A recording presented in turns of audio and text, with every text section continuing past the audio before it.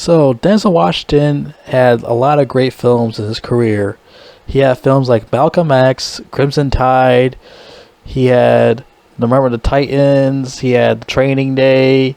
He had Man of Fire, Deja Vu, The Equalizer, American Gangster, The Mighty Quinn. The Mighty Quinn. Okay, so let's get into this movie, okay? So back in the 80s, Denzel Washington, he just started off his career and he had to do something to make money, he got started in something. So he decided to start in this movie, The Mighty Quinn. Well, before that, there's a movie called Heart Condition with Bob Hoskins. But before that, you got The Mighty Quinn. Do I really need to talk about this fucking movie? So this movie is based off the novel. Who made this novel exactly? Based on A.H.Z. Carr's novel Finding Mobby. And they decided to call it The Mighty Quinn. And this is about Denzel Washington. He plays this comedy thriller action film as this chief. He is a chief of police in a small U.S. territory in the Caribbean. And he has to solve this murder of this guy who got fucking killed. This old white guy or something like that. So him and his police boys decided to go solve what happened and whatnot. Especially around all this filler bullshit in this movie. Yeah, there's a lot of fucking filler shit in this movie I don't really give a fuck about. Especially these Jamaican... Well, I don't know if they're actually Jamaican or they're Caribbean people. I don't fucking know and I don't care. They won't shut the fuck up. They keep singing over and over again. Singing the same song, especially in the beginning. They keep singing the same song over and over again. It started to become played out and old. Especially later on in the movie. All of a sudden, Denzel Washington comes in the room with a little boy. And these three women are just singing in a room together. I'm like, oh my god, here we go again. No more singing again. I mean, I don't mind singing this movie, but it's just... I don't fuck with this type of music. I don't fuck with Jamaican music. I'm not a fan of it. I mean, I like Bob Marley, but I'm not that deep into Jamaican music. I'm not religiously into it. Definitely not religiously into Jamaican music. No thanks. Denzel Washington, he's fine. It's just that he's definitely not improvising his lines in this movie because I guess it's just the beginning of his career. So, this is like his sixth movie in the 80s or something like that.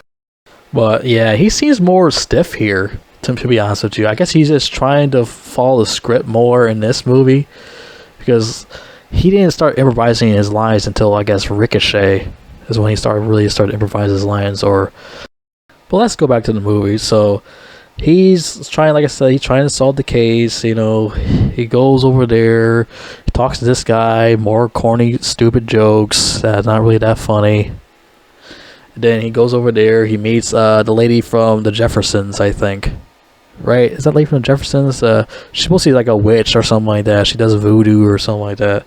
Well, that's not surprising. That's what Jamaican people do all the time over there. They do fucking crazy shit like that. Esther Roll. Yeah, no. She's from Good Times. My bad. She's from Good Times. She played the mother in Good Times. I always get her and the lady from Jefferson's mixed up. I don't know why. I just do.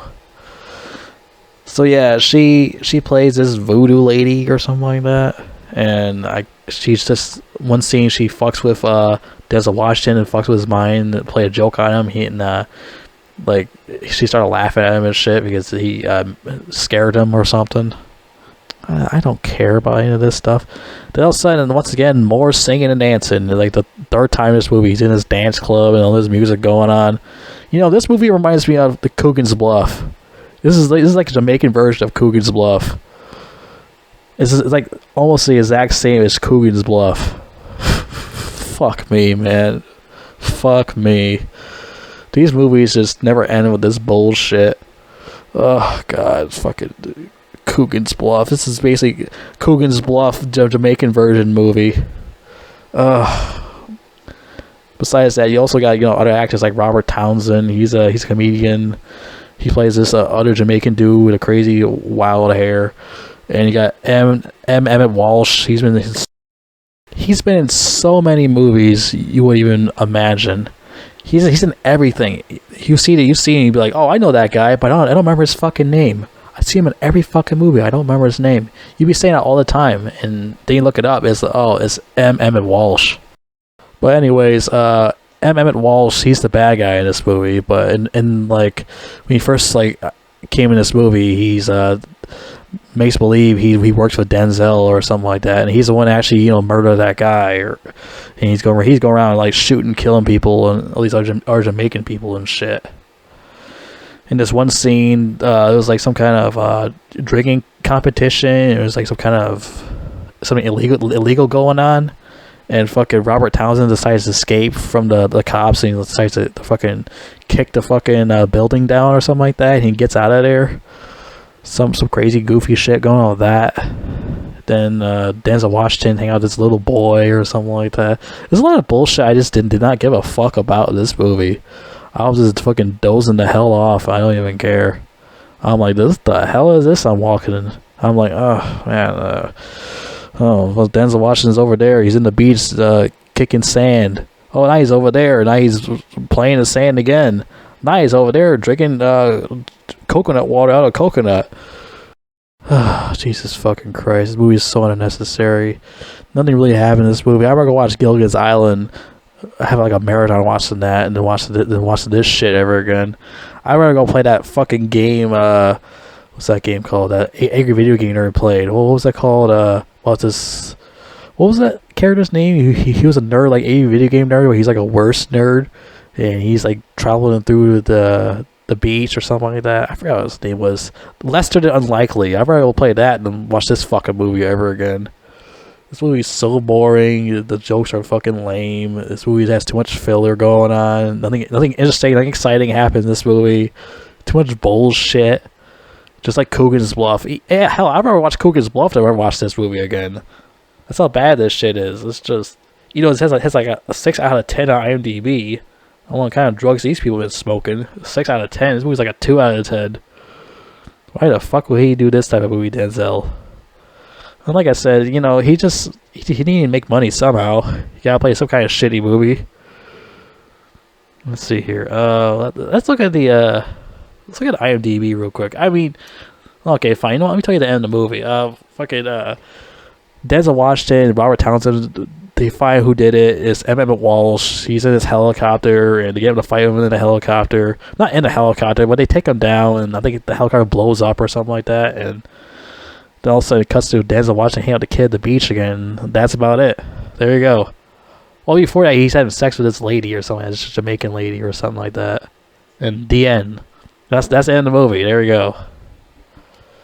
It's like I said, this is basically like another Coogan's Bluff. At least Denzel Washington doesn't get his ass kicked much, unlike fucking Coogan, Clint Eastwood's character in that movie. Clint Eastwood's character can't fight for shit in that movie. I like it. It was terrible. I'm like, why Clint Eastwood getting his ass kicked a lot in this movie? Like, should he be like the real tough guy here? I'm like, well, what's going on with this? Like, this movie's embarrassing. It's like this movie's embarrassing. Like, nothing really happens in this movie. He's only just walk through sand all goddamn day looking for some asshole and just got choked the fuck out by some other asshole. Like I said, this movie is 60% of this movie is full of filler bullshit. Like, most of the time, like I say, he's goofing around. He goes to this fucking dance party, this Jamaican dance party. He goes to this Jamaican dance party. They're singing and dancing. He hang out with these people, talking to them. Like, most of the action don't really happen that much in this movie. Like, sometimes it happens. Sometimes. Like, I don't say this movie's a mystery, but this is a boring ass mystery, and it's not even a funny mystery at all. It's supposed to be a comedy too, and the comedy's not even that funny. I didn't even laugh even once. I just stared at it. I'm like, duh. I don't fuck with this movie. Somehow this movie got a 6 out of 10. I want to see these comments real quick. I'm curious about this shit. A good movie? What's good about this movie? A real nod to James Bond, Dr. No? How does this movie have anything to do with James Bond, Dr. No? I'm not gonna keep going to that. Not quite so mighty after nearly 30 years. Nothing is mighty about this movie. Nothing is mighty at all about this fucking movie. We're called the Quinn and the Mighty Quinn. There's nothing mighty at all about this movie.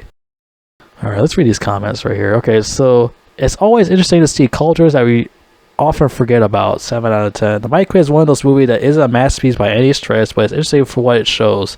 In this case, we get to see Jamaica, where Sheriff Xavier Quinn is investigating a murder trying to clear his friend Mobby's name. One interesting scene is one from close blah blah blah blah blah. Great fun. What is great fun about this movie? There's nothing great fun about this at all. It's a sleepwalk.